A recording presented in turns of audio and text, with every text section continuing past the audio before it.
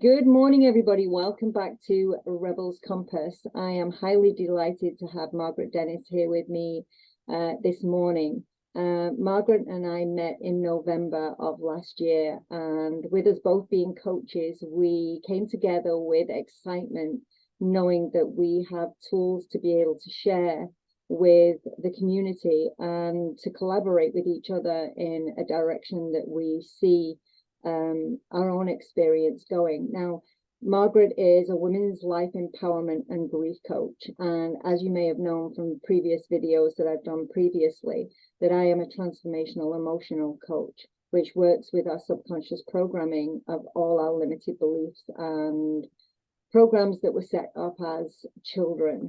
Now, Margaret and I have had a couple of meetings together where we have been extremely excited that's to say the least, extremely excited at how we can collaborate together and bring a lot of our experiences and tools together in workshops, but also on this platform to be able to share to support people. Right now, we see people struggling around us all of the time and not knowing where to go to get information or even know what they're feeling. Very often when I have clients with me, they can't even identify what they're feeling. So very often they'll say, I feel numb, because they don't know how to describe what they are feeling. So we're going to cover many subjects over the next couple of months. And we are also, in between these subjects, going to have an opportunity to go live on Rebels Compass, so you can ask questions to Margaret and I, so that you can get a better idea of how to support yourself and how to navigate what it is that you are feeling. So today, first of all, I want to introduce you to Margaret. So good morning, Margaret. Good morning, Karen. Thank you so much. I am so excited about doing this.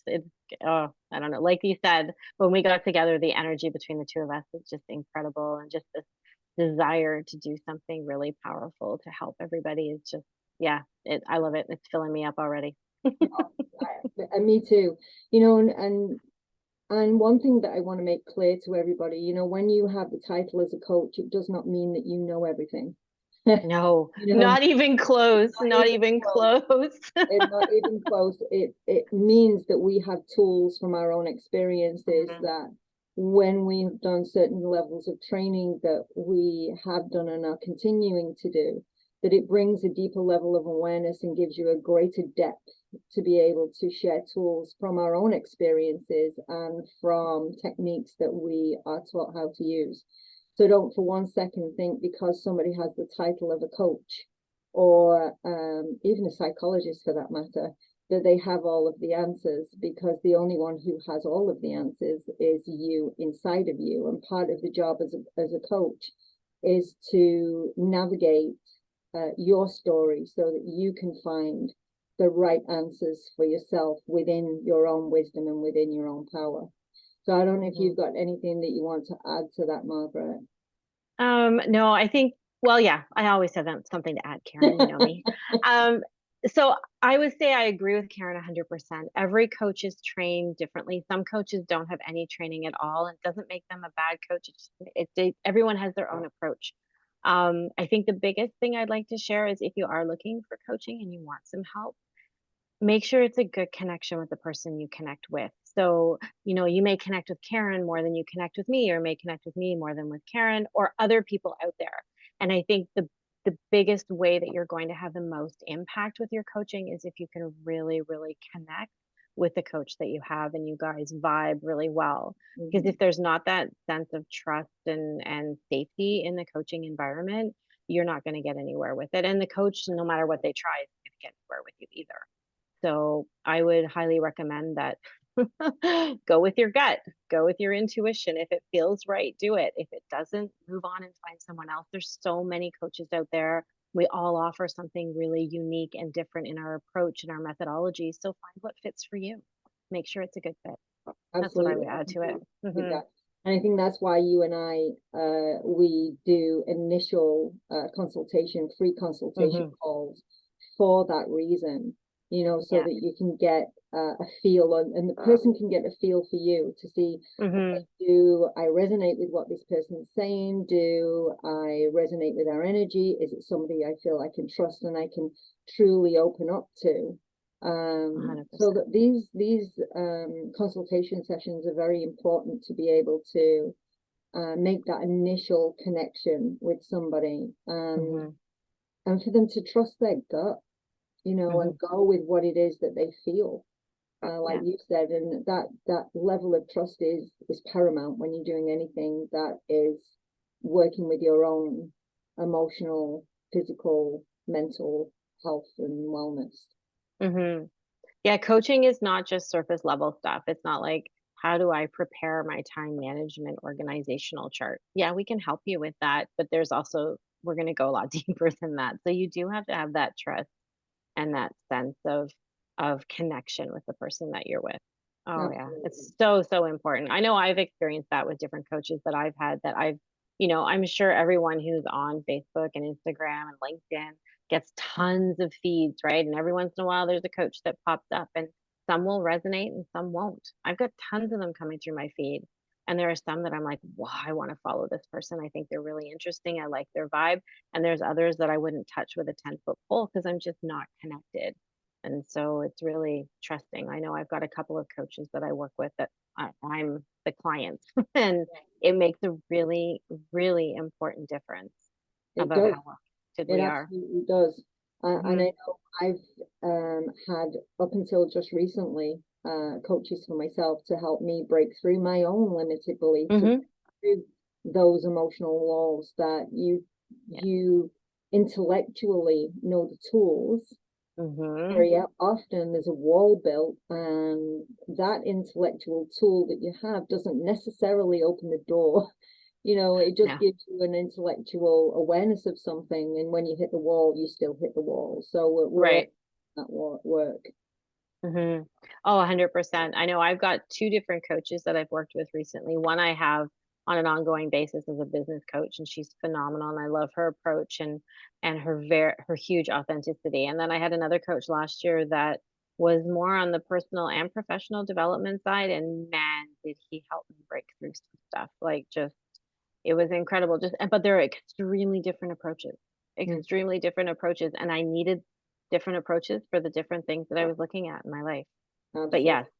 And as a coach, as we both know, the more work we do on ourselves, the more we can help with our clients as well, right? So if we're willing to go deep and do the work and really break through our own stuff, we can help take you there too, because we've been there.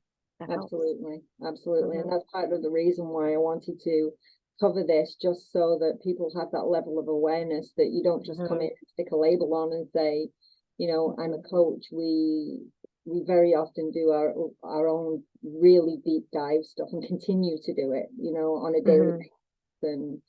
And yeah, we have to. You have to do that, because you cannot serve your clients well if you haven't done the work yourself. How are you supposed to take a client somewhere, help them uncover blocks that you yourself haven't even tried to do yourself? Like, I have a really hard time with trying to do something with somebody when you don't even know what you're actually trying to accomplish, because you haven't experienced it yourself. Absolutely. So yeah, you've got no what's the word that people use, no skin in the game, and you've got no no depth of awareness or empathy to anything that they may be experiencing. So one of the very first subjects that Margaret and I wanted to cover is a big one. We don't come in small. No, it is a big one, but it's one that very often people don't even have the awareness to, that they have experienced this, and that's trauma. I'm just going to share a very, very brief story just to bring some clarity to this. Now, in my life, I always had, prior to me doing some deeper dive work on myself, always viewed trauma as being somebody that had something, they'd lost somebody in their life traumatically, or if they were a firefighter, or somebody that had seen something traumatic and had that impact, military people, first responders, this kind of thing, my brain had always associated trauma to that. Now, back up probably 8 or 9 years ago now, and I was actually seeing a psychologist for things that were going on in my life at the time, and they were pretty significant things. And it was through this meeting with the psychologist that I was seeing that, and me sharing that, she actually said to me, "You have post-traumatic stress." And I went, "What?" And she said, "You have post-traumatic stress." And I went, "No, I don't." And I had no clue at that time that the experiences that I had experienced would be considered trauma, because my brain had perceived it as being something much bigger. And I don't know if you've experienced that, Margaret, when you've done trauma release work with people, that they always be something catastrophic, but sometimes it can be something smaller that's catastrophic to them. Exactly. Exactly. So yes, I've had things happen to me in my lifetime. So when I've done my deep diving, you uncover these past traumas, because I work very heavily in the grief field. Grief and trauma are very much related. But with trauma can be big trauma, like a death or a car accident or your house burns down, like big trauma. And then you've got little traumas, like you didn't get the job you wanted, or your parents it didn't show up for your recital when you were a child, or things like that. And that doesn't sound like trauma. Exactly. But to a 5-year-old kid, when your mom doesn't show up or your dad doesn't show up for your dance recital, that's traumatic for you and it impacts you heavily. But as adults, we wouldn't think that that was a trauma, right? Mm-hmm. Traumas can be big, traumas can be small, but if they impact you, then they're valid. 100% they are. They Hmm. they are 100% valid. And I know this experience for me was what started me on some very, very, very, very deep dive work. Hmm. Because I had lived in a state of being the fixer for everything. Mm. Okay, I was the caregiver, I was the fixer, this was my archetype, which is something that we're going to go into much later on down the series that we're going to do. Hmm. But because I was always the fixer, I never took the time to actually sit in what I was experiencing, because my experience was always going to be to take care of somebody else's needs first. So whatever I was experiencing got shoved away, and it was always perceived by me as that's not important, because the verbiage that I received from my family was, "There's always somebody worse off than you." Mm. Okay? So that Hmm. trauma happens when little, whatever that is, Yeah. when you have that dialogue, somebody's always worse off than you never recognize that it's a trauma, and you push it aside to take care of somebody else's needs. Oh, 100%. And I've done that as well. When you brought that up, I'm like, yes. Yes, I have been that proverbial caregiver as well, but more along the lines of the people pleaser, right? Everybody else had to be taken care of before my needs, and my needs were secondary. Mm-hmm. Um, which always goes back down into the whole idea of, do you feel good enough about yourself? I'm not good enough, right? So I'm not good enough to put myself first. Um, but yeah, trauma can be as simple as you don't have it as bad as somebody else. Right. And it's interesting you bring that up, Karen, because when I look back over things that have happened in my life, like when my daughter was in the hospital for 6.5 months, we can get into that story another time or a little bit later. But I would look around at her and I would say, she's bad, but I don't have it as bad as somebody else. Like my child is not as sick as that child. And so I don't know whether that came up as a coping strategy, but it was also unacknowledged trauma, right? Like I was on a day-to-day coping, and that's what happens is when you get into coping strategy and when you get into survival, you don't recognize the trauma, you're just living it.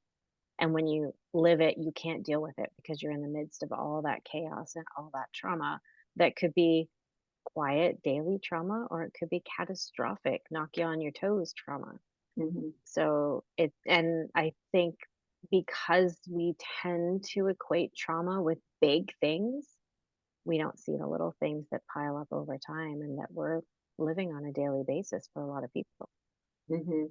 And it's those little things that pile up over time. One of the descriptions that I have is you can only stretch an elastic band so far before it snaps. Mm-hmm. And if you envision elastic band and you stretch it out and you release it so it's slack, and stretch it out and release it so it's slack, and stretch it out and release it so it's slack, you can use that as an analogy to when you experience trauma and when you think you've released it, when you've experienced trauma and when you step back a little bit, when you experience trauma and then you come back a little bit. And every time it stretches, it loses some of that elasticity, and eventually something that is traumatic, and it may be something as simple as somebody drops your favorite cup on the floor, and that will be the release mechanism for every piece of trauma that you've ever experienced in your life, because now the elastic band snapped and everything comes up to the surface. Oh yeah, because all of our trauma lives in our body. Yeah. Every single experience that we have, every emotion that we have lives in our body. And so your body can only store so much before it's like, nope, it's coming out. It's going to be released. And that's exactly that, Karen, exactly what you said. Sometimes you've built up trauma so much that it starts to come out in ways that are unexpected, you're unprepared for. They happen at the most inopportune time. Yeah, and your body just decides. And it also can start showing up as like anxiety, depression, insomnia, poor decision making, poor life choices, all these things that, and holding you back for your fear, right? I'm afraid to be all these things, fear to be rejected, afraid to be judged, afraid to take the step forward, afraid to get out of your comfort zone. But all of those things live inside of your body. And if you cannot release them, they will come out whether you want them to or not. Right. And quite often they come out in a way that hurts not only you, but people around you, either in a verbal a directive, or in some people it comes out physically. Yeah, or they hurt themselves. They'll Yeah. hurt themselves. So excuse me a second. Somebody's just coming into my office. Nah.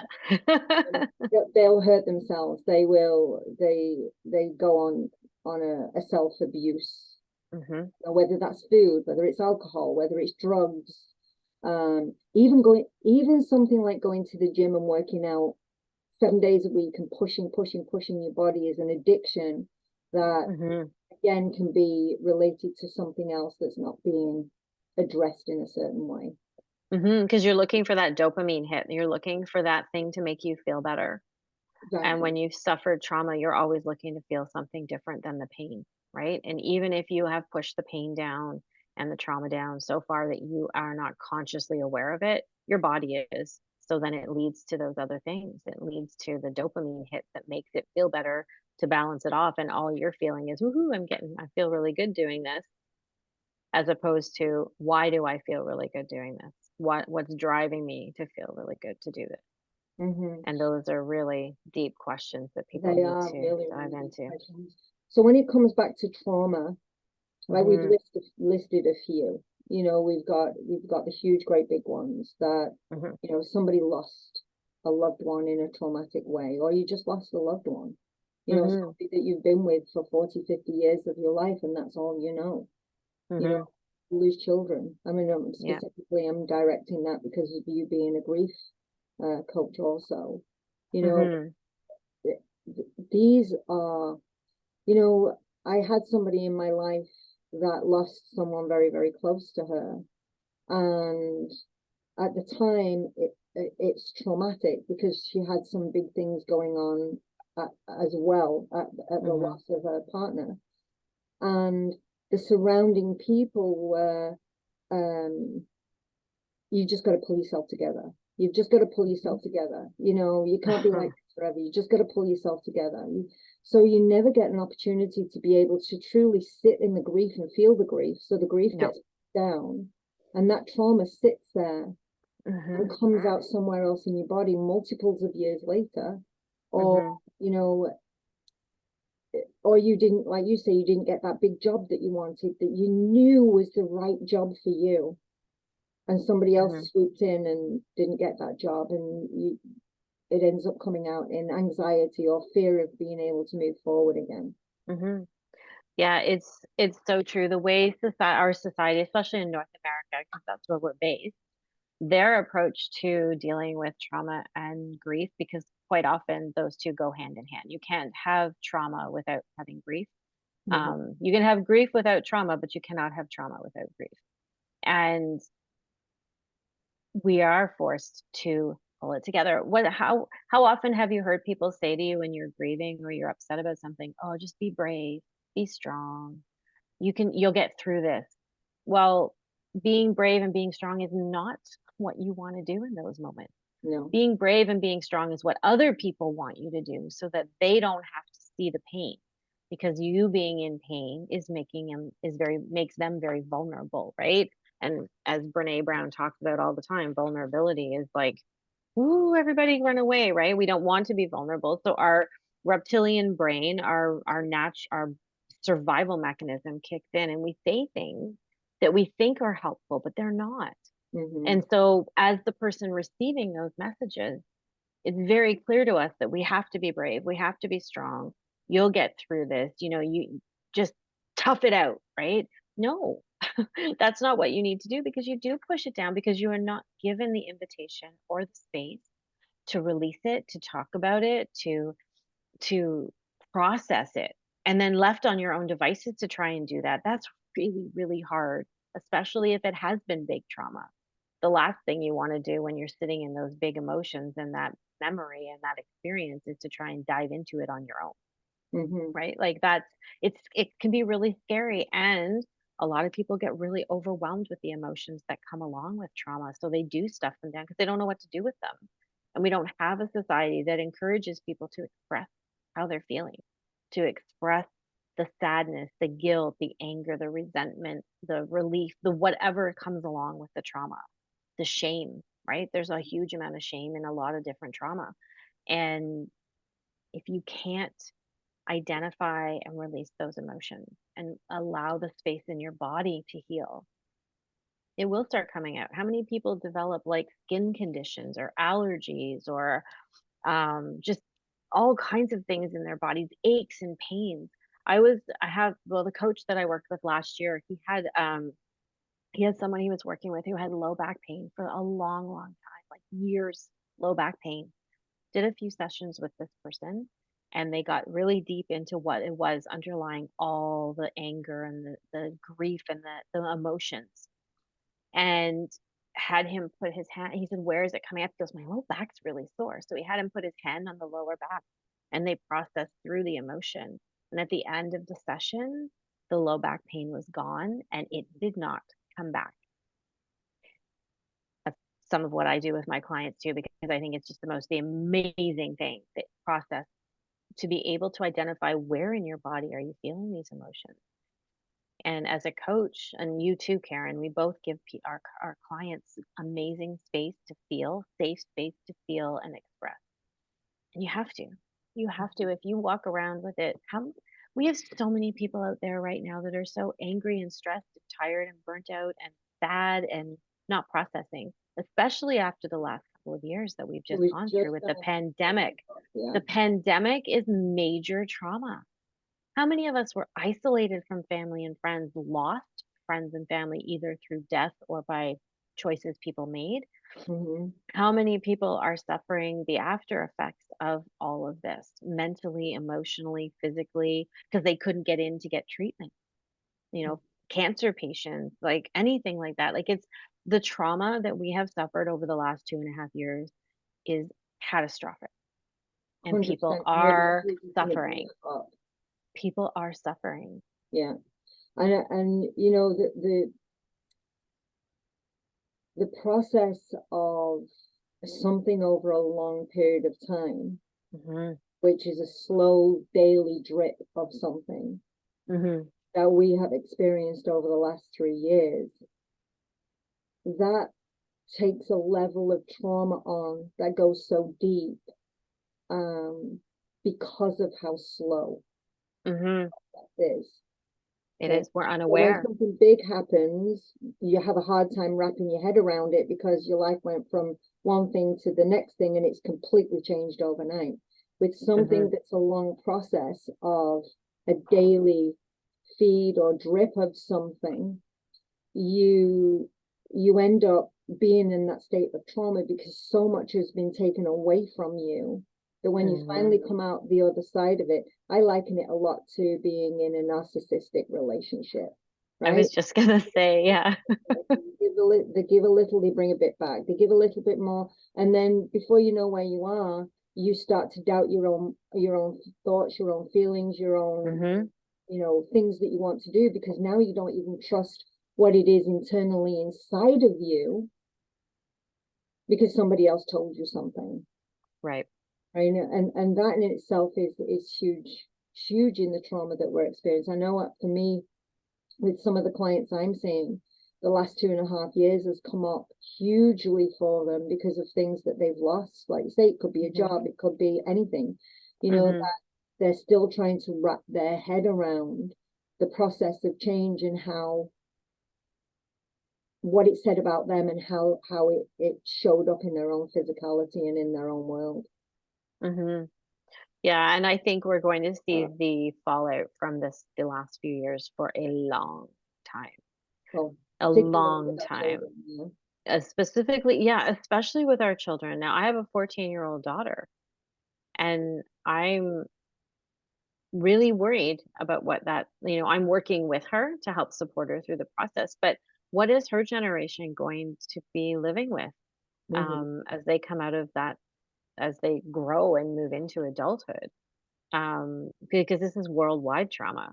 Mm-hmm. It's not just, and I guess we could now consider it generational trauma because it's happening across the generations, and it's something that we will then pass on, right? If we don't deal with it, we pass it on. That idea of ancestral trauma that gets passed down generation to generation. Hmm. That's a good segue into um, the things that we do carry, because I work with a lot of people that work on generational trauma, Hmm. working with a subconscious program, Right. with releasing that limited belief. And I do a lot of journey work with people, taking them back on that journey to Hmm. where that came from. Now, Hmm. when we talk about generational trauma, let's use, I don't know, pick a subject, alcoholism, something like that. Okay. That's a good one. Hmm. That Okay. is. So you've got 5, 6, 7, 8 generations backwards from your great, great, great, great, great, great, great, great grandfather or grandmother that used alcohol as a coping mechanism, because times were rough then. Maybe they were new into the country. They just moved to Canada from Ireland or somewhere, Hmm. or on the barren land or something like that. And they used alcohol as a coping mechanism because they didn't have the tools available that we have available to us now. So everything got Hmm. buried. They were in abusive relationships.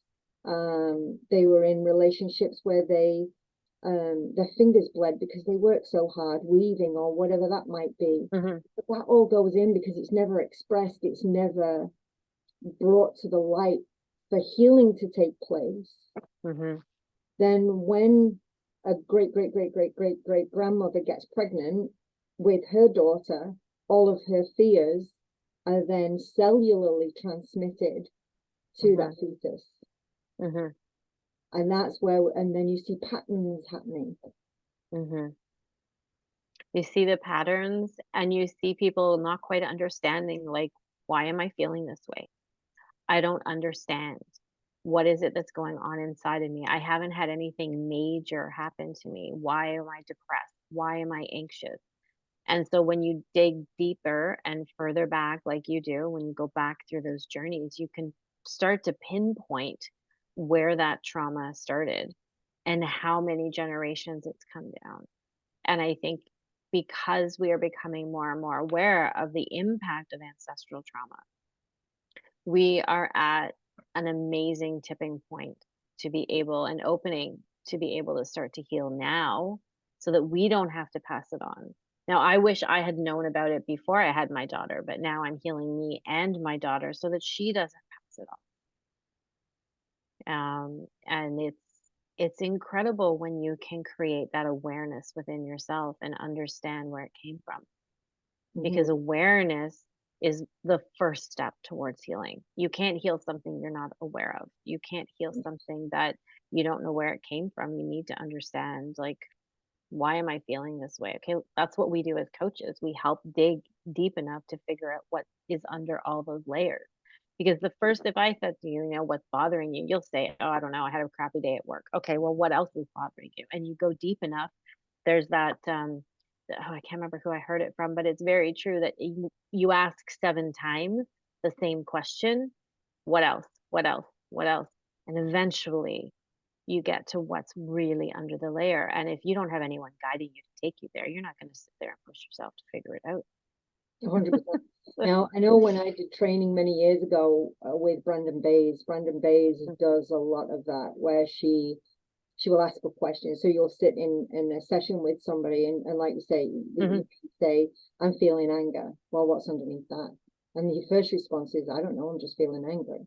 But underneath anger can be sadness. Underneath anger can be frustration. Frustration can be loneliness. Underneath loneliness can be the grief that you're feeling. Underneath the grief, it's the loss of something, whether it's parent or freedom or virginity even, or what that might be, Yeah. So it's when you pull these layers away. And I think over the generations, where we are fortunate that we've gotten so much technology in so many different areas to be able to heal, we've also disconnected from our physicality in a way that, like you mentioned earlier, we don't even recognize that we hold it in our own body until our body brings something up that says, this is screaming pain, this needs to happen, this needs to be dealt with now. 100%. Yeah. Yeah. Yeah. And when that surfaces, it's a huge wake up call. You need to pay attention at that point. But so many people go, where did that come from? I don't know, stuff it back down. And I've seen it happen to family. I've seen it happen to friends and clients where they've been pushing it down for so long. They're afraid to bring it up Yeah. because they've seen a glimpse of what might be underneath and they're terrified. And that fear keeps it buried as well. But then it still continues to manifest. And then anytime something else happens, it just adds another layer. And it's I don't know, it really breaks my heart to see so many people in pain that could be helped if they were willing to do the journey. And I think that's a big part of coaching, is you have to be willing to go there too. You have to be willing to break yourself open. I read somewhere, what was it? You need to break apart. In order to build back up. Right. Something is, you need to be broken in order to become well. Something Right. along those lines. Oh, I wish I had this saying, but it's along the whole idea that you need to break yourself down. You need to really dig deep and figure out what's underneath all of it. And once you've created that awareness, then work towards healing. Work towards letting out whatever else is in there, journaling, talking about it, doing the sessions, doing the things, taking actions that will start to change the story that you tell yourself, will start to open up and release and open up space for you to bring in things that are more positive. Just release the, yeah. Yeah. I think part of the process that we have, I mean, you and I have talked many times about the words and how we speak to ourselves and how powerful words are. And I know from myself growing up, one of the mantras that I heard growing up was, better the devil you know than the devil you don't. A big one. And that also comes to the trauma and everything that we feel. So when we have this big trauma, we recognize, because the body shows us all the time, I'm not Yeah. this job, I'm not comfortable in this relationship, I'm not comfortable over here. And because we don't want to step outside and be seen, for one, because this was me, I never ever wanted to be seen, despite having background. You don't want to be seen, you don't want people to not like you, you don't want people to have all of this, so you tend to stay quiet. So that devil you know than the devil you don't know, when it comes to the trauma that we want to release, even though I'm uncomfortable and Mm-hmm. even though I'm miserable, I'm comfortable where I am because I Yep. don't know what's beyond that. Oh, And I 100%. know And how that, to oh, operate within what I'm feeling. mm-hmm. And so many people get stuck there and are what you exactly that. It's rather what I'm aware of and what I already know is my comfort zone. And growth does not happen when you stay in your comfort zone. Mm-hmm. Absolutely does not happen. And, just a little story too about your body telling you what you need and really coming out is I last year I walked away from a very secure, well-paying job to do this full time. I've been a coach for a while part time and I was like, "No, I need to do this." But I'll tell you, the idea of going back when I knew that they were going because I was off I'd taken some time to just get out of it to figure out what I wanted to do and then they wanted me to come back and for an entire week before my conversation, I was nauseous. I wasn't sleeping. I had migraines. I would start crying and I was every time I think about going back to this job Mm-hmm. and all my body was like screaming no. And the logical part of my brain was like, yeah, but it's steady and there's income that's guaranteed and my family's really supportive of it. But my body was like, no, that is not, you're not happy there. And I wasn't happy there. But it was like my body was doing everything it could to tell me you are not to be there. That is not what you want, what you do. And so as soon as I did walk away from it, I'll tell you, headache stopped. I felt lighter. Everything started falling into place. Like it was incredible, but my body knew. Mm-hmm. And and even though I knew I didn't want to go back, my body knew even more than I did. And that was pretty incredible, but so many people would just ignore it. Mm-hmm. I had it literally knocking me over. Mm-hmm. So that situation that you was in was traumatic, that, that level of trauma of, Mhm. I've got this amount of income per year. I know that this is going to keep me stable. And then Mhm. circumstances came along that changed that. Yep. Now you're like, all of a sudden you've got that, I'm not safe, I'm not secure, I'm not this, I'm not Mhm. this. And like, say the logical brain goes, well, go Yep. back over here. But your physical body shows you so many signs. And Mhm. we ignore the signs so much that We do. um, it's not until it comes and slaps us upside the head that now you've got something that you cannot walk away from, that Mhm. sits you in your spot and goes, okay, what is it that I have been experiencing? What Mhm. trauma? What huge events in my life Mhm. or collective of very small events that culminated into a large event brought me to the place that I am now. Mhm. Mhm. And you sit with that and then you can sift through it and you can start to see the connections and you can start to see why you're reacting the way that you're reacting. And I'll tell you though, once I made the decision, everything stopped. Like, Mm-hmm. and everything has been amazing ever since. Like I couldn't have asked for a better outcome. But yeah, your logical brain and your emotional brain always are at odds with one another when you're making a decision that's going to take you outside of your comfort zone. And holy smokes, that would have been outside of my comfort zone, right? Yeah. I was raised very much in a family that was um, very all about getting a job and being secure and having the 9 to 5 and the benefits and the paid vacation and the security. I think it all basically came down to security and that wasn't me. That Mm-hmm. that it was important to me to have those things, but not as important to be doing the work that I'm doing right now. Right. Like this for me is what I was here to do. This is why I was put on this earth. This is my purpose. This is my passion. This is my mission in life is to be doing this work.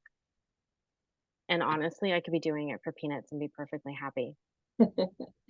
When we So, talk about generational stuff, Margaret, and that trauma, and you talking about, how you were raised, coming from the UK was very much like that for me also.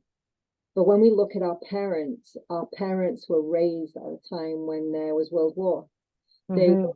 raised in a time when there was food scarcities. They were raised Mm-hmm. in a time when they went to bed at night if they didn't know a bomb was going to be dropped on them.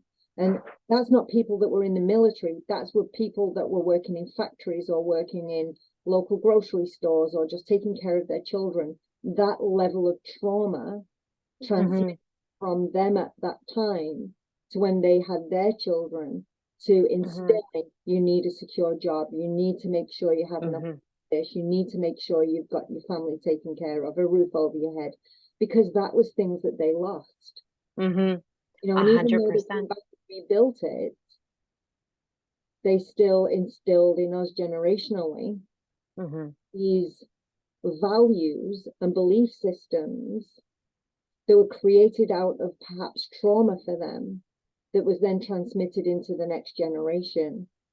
We carry on that same pattern until the point like you did and like I have on my journey, where you go, you know what, no, that's not working for me anymore, and you start doing that work and figuring out who you really are beyond the traumatic experience, beyond the generational trauma, beyond the values and expectations that other people have placed on you. Yeah.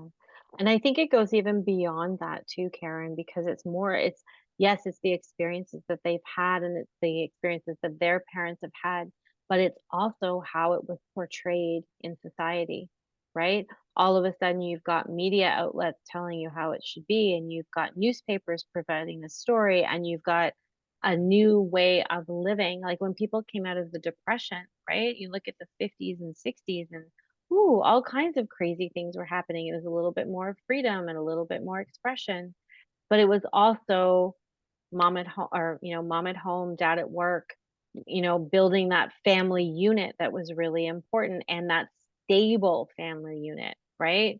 Mom's looking after the kids, dad's bringing home the bacon, basically, so to speak. But there was that whole impact of the way outside sources started telling you how your life is supposed to be too, Yeah. and laying out the groundwork for this is how you should be living now. You should be grateful for everything that you have. And if you get a job, hold on to it, because, again, and that was the message that was being portrayed through society as well.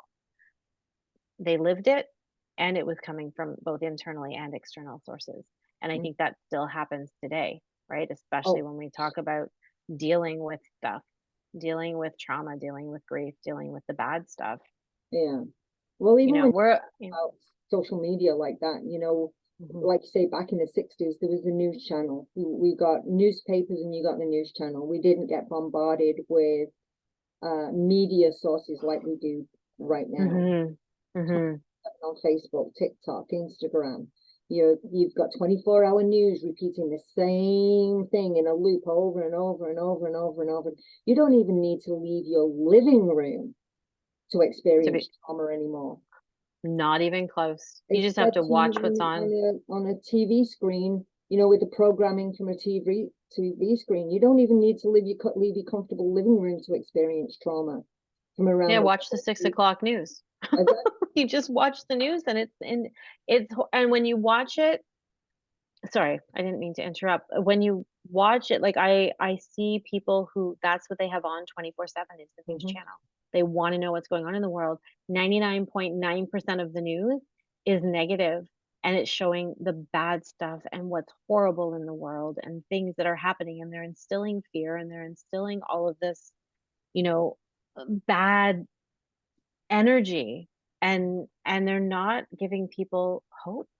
They're not giving people positives. And that is that drip feed of trauma that you mentioned before, right? We're seeing, the war in Ukraine and Russia. We're seeing the effects of the pandemic. We're seeing, the train crash that happened in Ohio a few weeks ago. We're seeing all these things on the media coming through at us 24/7.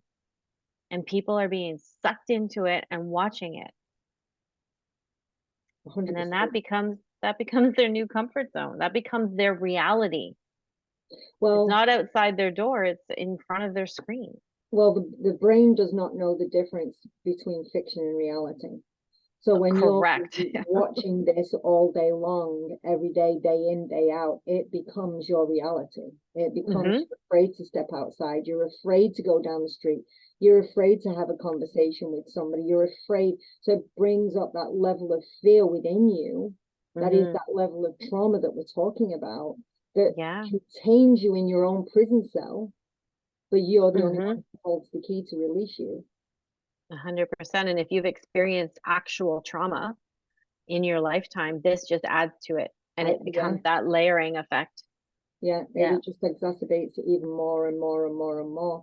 So now we've covered some of that topic, you know, with you and I, with the coaching that we do, to be able to share just briefly some of the tools that people can use, you know, like, so what are some of the tools that you would share with somebody that is coming to you for coaching, that is experiencing those levels of trauma, or a level of trauma, that or even, let's go here, even identifying that they are experiencing trauma? To go back to the story I had, I didn't even know I had post-traumatic stress.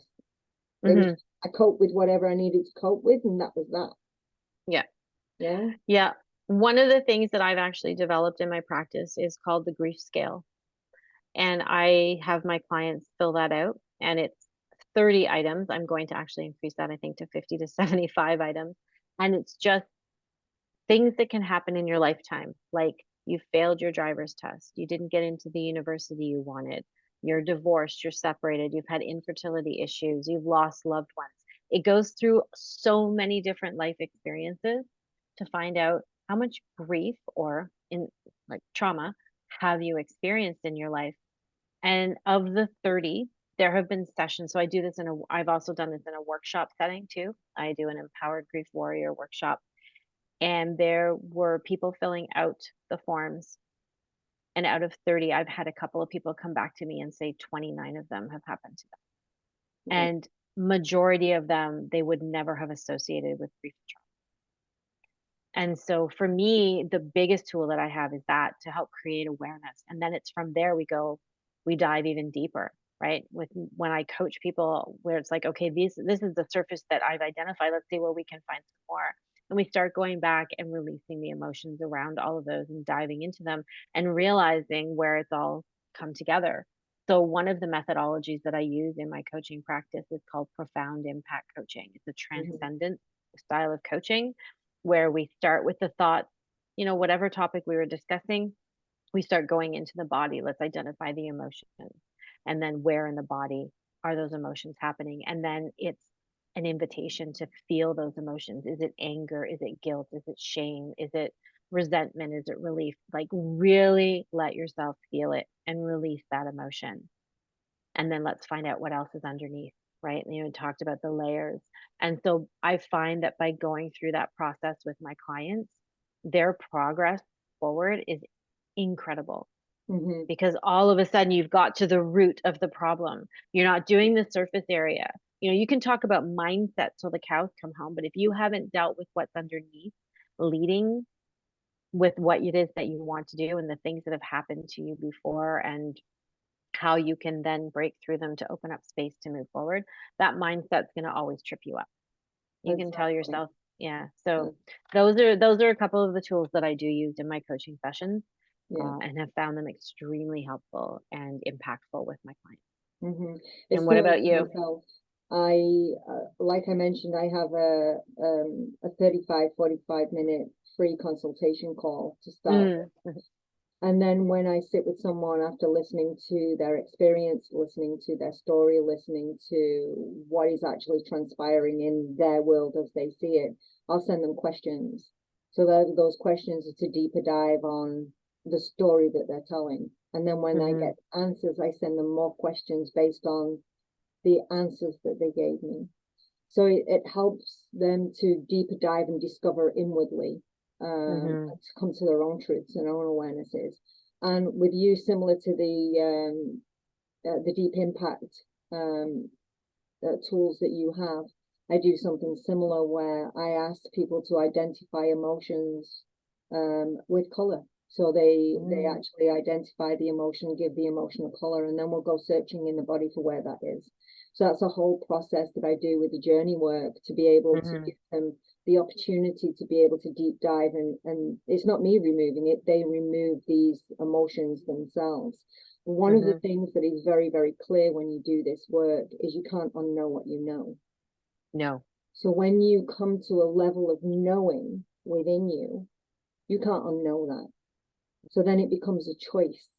Do I continue to do what I've always done, or do I continue to move forward because now I know my direction, and continue to do more of that deeper dive work and uncover some of the trauma that is holding us prisoner? And like I said, we're the only ones that hold the key.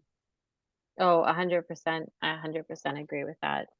Yes, and like you, I do the complimentary session at the beginning just to double check and make sure that we're a good fit, but also to make sure they're ready for coaching. Mm-hmm. That's really important because you need to be ready to do the work. And it's so true. Once you know, you can't ever unknow. No. And it's just another tool and another piece of information you can use to move forward. Mm-hmm. Yeah. Yeah, And that's a you really do have a good point, choice. Margaret, because if you're coming to coaching because you want to do it for someone else or save Hmm. something for someone else, then that's a very different level of consciousness and awareness than when you get to that point where whatever you're doing is not working anymore, and Hmm. you need to do this work, and you are ready for the changes and how it's going to change everything inwardly and then outwardly Hmm. your world. Hmm. Because it really does. You can't do any coaching and it not bring a level of awareness and change something for the positive Hmm. in your experience. 100%. I agree. I agree. When you bring that awareness, it impacts who you are. It, And it doesn't change you.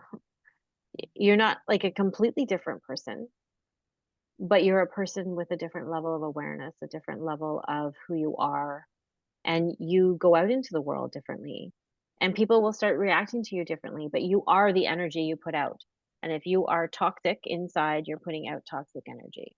If you are healthy and calm and grounded inside because you now know who you are and the beautiful being that you are, then that's the energy you put out into the world. And Mhm. as we both are in very much agreement, it's all about the energy. Absolutely, 100%. Now, you and I sat 2 weeks ago now, I think it was a week and a half ago, where you and I sat and put together this program Hmm. we want Yes. to create. So Margaret and I are going to be doing these videos. We're doing the coaching corner with Karen and Margaret on a Monday morning. So every 2 weeks you're going to see videos like this of us sharing what something is. Because like I said, you've heard of trauma, but you might not know what that means for you and how it will impact you. So we have a few different subjects that we are going to be working with, and every 2 weeks we're actually going to go live on Facebook, and I will actually post that prior so that you can join us. And if you have any questions, we can do a question and answers back to the subjects that we have covered.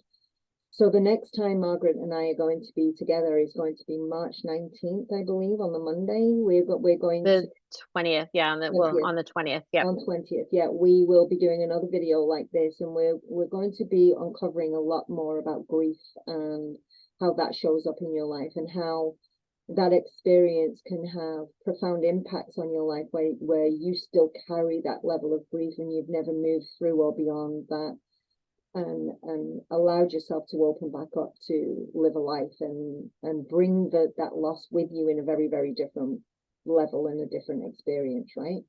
Mhm. Mhm. And Yeah. then we're going to do a questions and answers on that the following Yeah. week. So we're very excited to be able to share this, because like I said, Margaret and I have chatted many times that we just know that the world is at this place now where if there was a trampoline and you could jump on it to bounce yourself into a new direction, this would be the time. This is the year. This is the year 2023, and the vibration of 2023 is about finding your own personal power and deeper diving into your own beingness so that you can discover you. So we have some great topics coming up over the next few weeks, don't we? We do. It's going to be exciting. It's going to be fun. And if you please share this video. The more you share it, you never know who needs to hear what we've said today. You do not know the level of impact that you're going to have in somebody's life by posting this on your Facebook page or by sharing it with someone else. So please help us to get the word out there that there are tools available to you that can support you on multiples of levels. And we all have an experience, we all have a story, and all our stories and experiences are different, but we can bring tools together to help raise you up. Now, once you have shared this, if you have any things that you might like to see, or you would like a topic perhaps that Margaret and I can cover, please leave us a note underneath and say, I'd really like to deeper dive on this subject, or can you share something on this subject? Because this is something that we feel very strongly about continuing with, because we believe it's what the world needs right now. Is there anything you want to add to that, Margaret? No, I was actually going to say the same thing. If there's any topics that people really would like more information on, we're happy to cover them, but just let us know. We have some mapped out, but we're good to talk about pretty much anything that you guys want information about. And the more we talk about it, the more we share, the more we learn, the better it is. And not only that, the more we talk about it and the more we share, the more natural this becomes.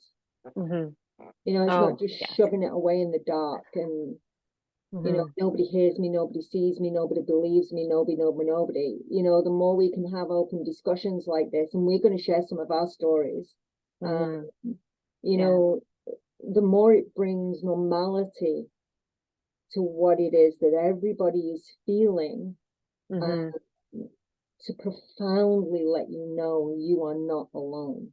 We all have a story. Every one of us have a story.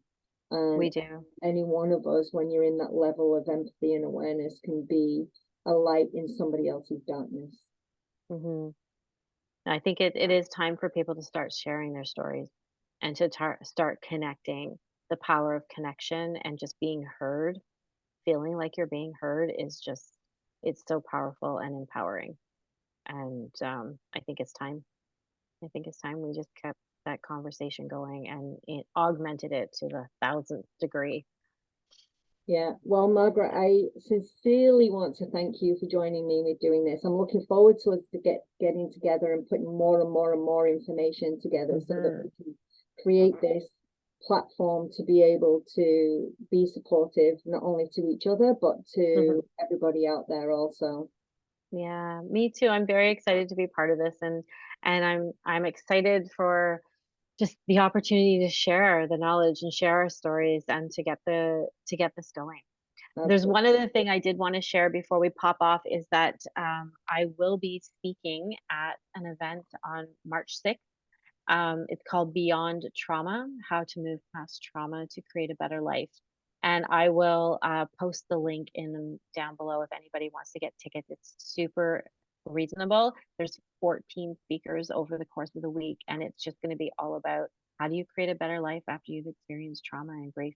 So if you're wanting to learn more from different perspectives, it's a great opportunity for people to jump on as well. It's all online. Absolutely. Well, thank you for sharing that, Margaret. And yes, the link will be below so that you can share that link also, because there might be somebody in your life that really needs to hear and to connect to what it is that you're doing. Thank you. And thank you so much for today, Karen. I've such a pleasure, always such a pleasure to talk with you. I'm sure we could talk for hours. Oh wait, we do talk for hours. Well, thanks again, Margaret. I look forward to seeing you in 2 weeks, and we can continue this journey. So for everybody, have an amazing Monday. Please share, and get this information out there and help us help you, and just to create a a platform to be able to be more open with one another with what it is that we're experiencing. Have an amazing day, everybody. Bye for now. Bye. Bye.